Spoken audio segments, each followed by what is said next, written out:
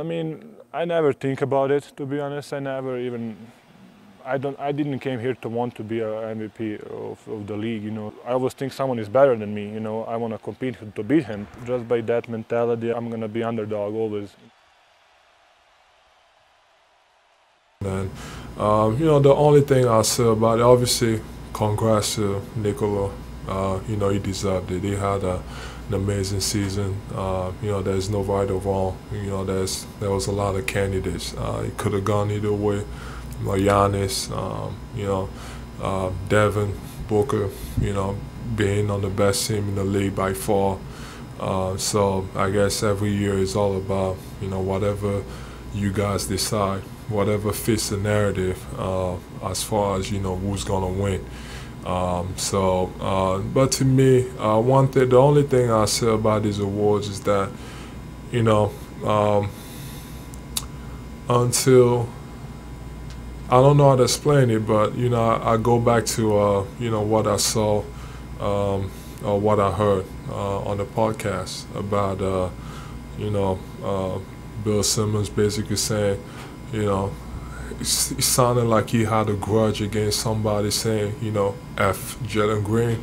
So, you know, if we're going to allow, you know, this type of people to vote, you know, on these awards, like, that's not fair. Like, what if Jalen Green was, you know, in a position to earn a Supermax or, I don't know, or an All-Star appearance, and you got, you know, someone, you know, signing like that, and has a lot of power. He can sway a lot of other media members, and you got someone saying those type of stuff. I don't think it's fair. I don't think it's okay. So that's really the only thing I'll say about those awards. And I'm not mad. No, that's 2 years in a row. You know, I put myself in that position. It didn't happen. You know, it's almost like at this point is whatever happens.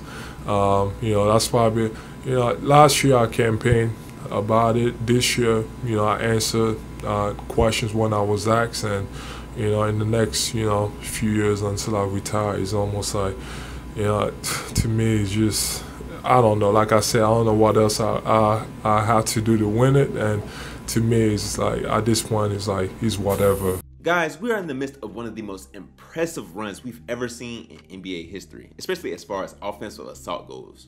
Two of the players that have been absolutely dominating is two of the absolute largest players in the league as well, Nikola Jokic and Joel Embiid. These players have been absolutely killing it this season and for the past couple of seasons, really. Now, these two unassuming stars have been thrusted into a position where they have to compete with each other, and fans have got to choose either Joel Embiid or Nikola Jokic. Which one are you? Are you team Jokic or are you team Embiid? And once fans get to choosing and have to choose really who they want to side with, all chaos breaks loose. Nikola Jokic recently accomplished an incredible feat, becoming just the 6th player in NBA history to get 100 triple-doubles. 100 triple-doubles. I know that sounds normal today, but that is still absolutely unheard of. Joel Embiid, on the other hand, leads the entire NBA with 33 points per game. And what does that say about your league when the most skilled players are your 2 top centers? Come on, man. What does that say about modern basketball? This display of dominance has led the fans and media in an absolute frenzy, and we've seen some pretty interesting and wild takes come from this. I want to just say something. Stephen A., I mean no offense to you, and I mean no offense to First Take, because I think this show is extremely valuable. It is an honor to be on this desk every day. It really is. But what we've just witnessed is the problem with this show, where we create narratives that do not exist in reality. The implication, what you are implying, that the white voters that vote on NBA are racist, that they favor white people. You just said that. Yes, you did. Yes, you did. Yes, you did. That is exactly what you implied, Kendrick Perkins. That is exactly what you implied. Secondly, hold on. I did not call. I stated the facts. And you're not about to sit up. We all know what you implied the other day. We all know what you implied just now. Hold on. I stated it's the facts. It's the facts. It's the facts. Okay.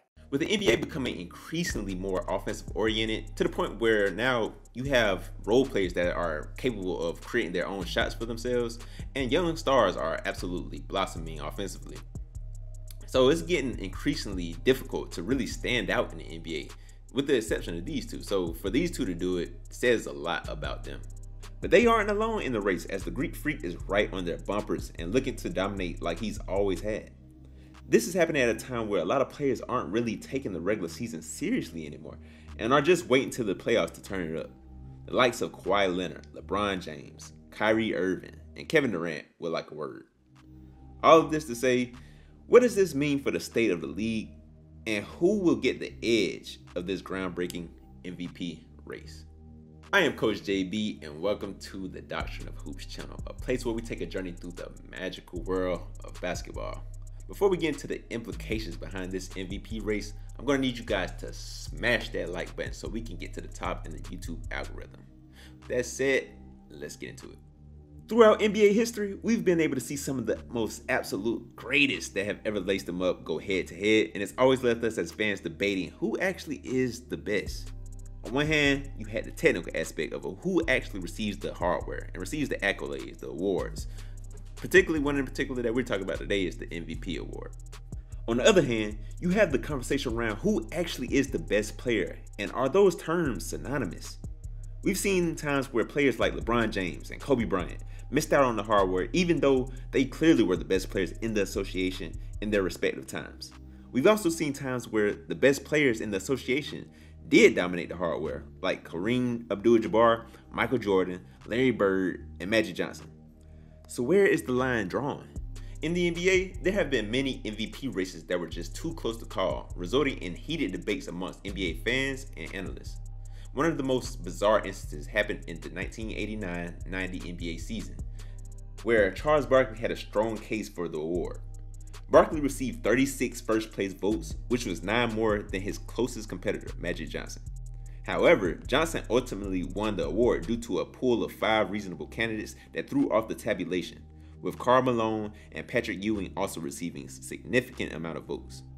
Even more puzzling was the fact that 3 voters left out Michael Jordan, who had an incredible statistical season, leading the league in points and steals per game, being named first team all-defense for the 3rd consecutive year. Despite this, the majority of his votes came in 3rd place. Johnson also had a compelling case, leading the Lakers to a league-best 63 wins and showcasing his flexibility by playing every position. Ultimately, while Barkley may have had the most valid MVP gripe in history, the strange voting results of that season demonstrate the challenges of selecting a single winner in a competitive field. This conundrum is sort of a catch-22 because although a player has the hardware, they are not necessarily the best player in the league, but at the end of said player's career, if a certain player has more MVPs than another player, that player is typically looked at as the better player overall. Going back to the example of Kareem and Jordan, this could have been related to the fact that the best players just ended up having the best statistical seasons. If other players had better statistical seasons during MJ's and Kareem's run, then the best players wouldn't end up with hardware.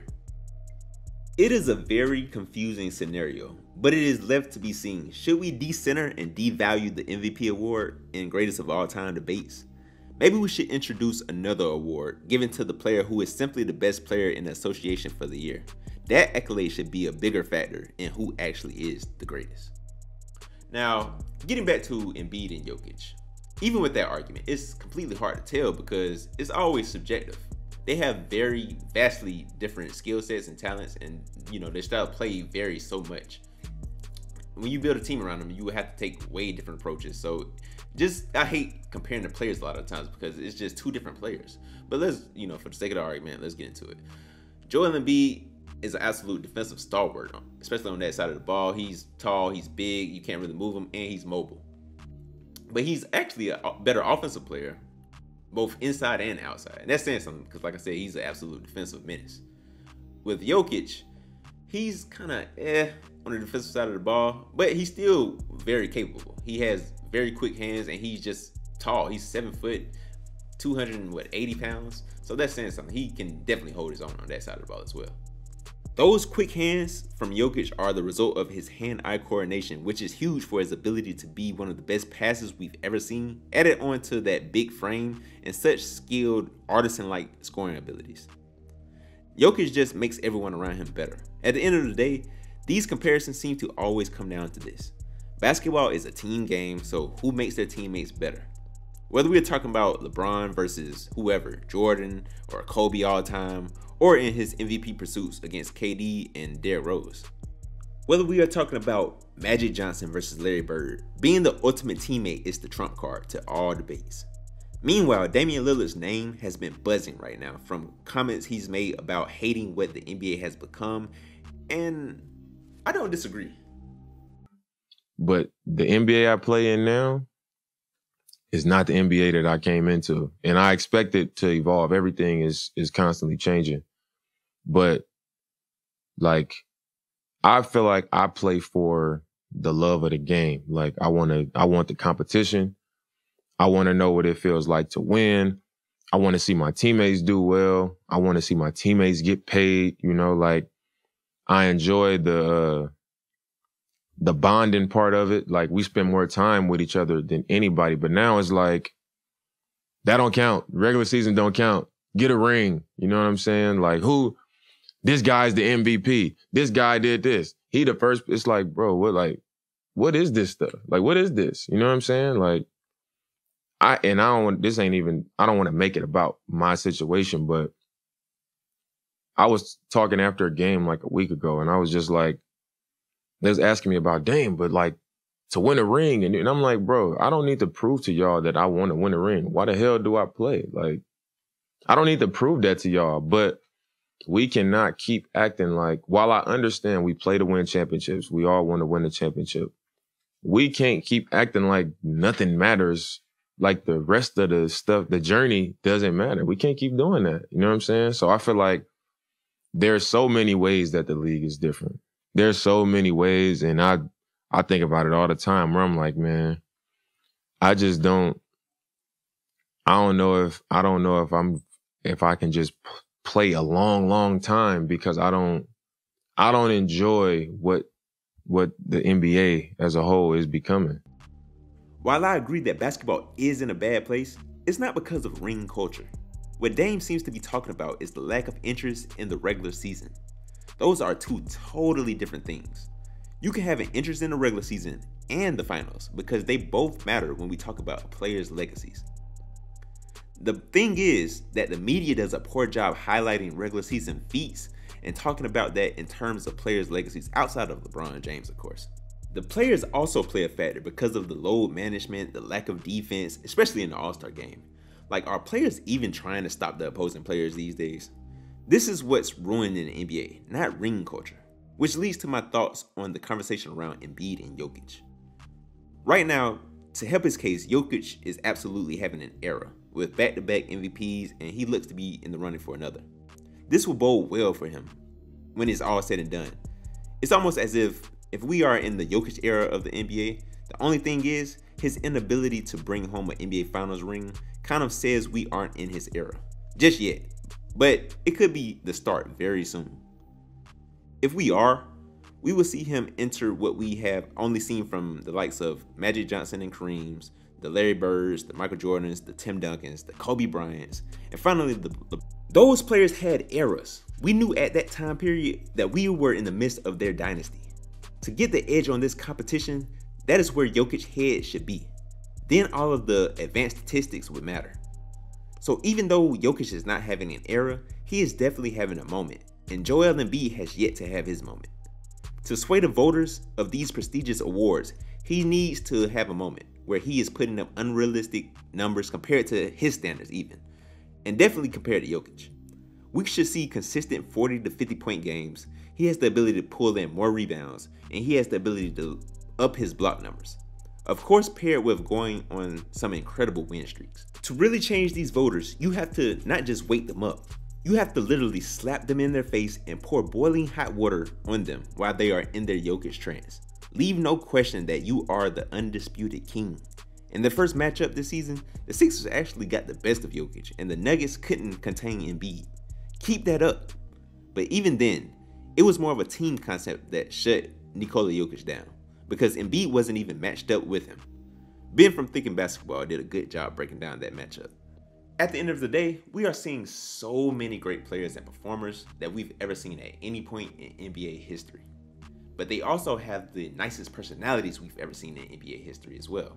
This means that they are afraid to step on each other's necks, step on each other's feet, become rivals, and just absolutely stick the dagger in each other.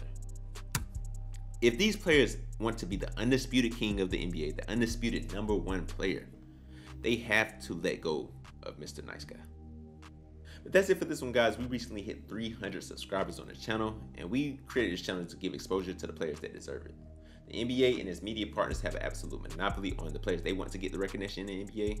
This channel was created as a counter to give exposure to the less talked about players that actually deserve it. If that sounds interesting to you, don't be afraid to hit that subscribe button and share this video. Also, down below in the comment section, let us know your thoughts on this topic, and also give suggestions on any topics you want to see us discuss in the future. This has been a Doctrine of Hoops production, and I'm signing off.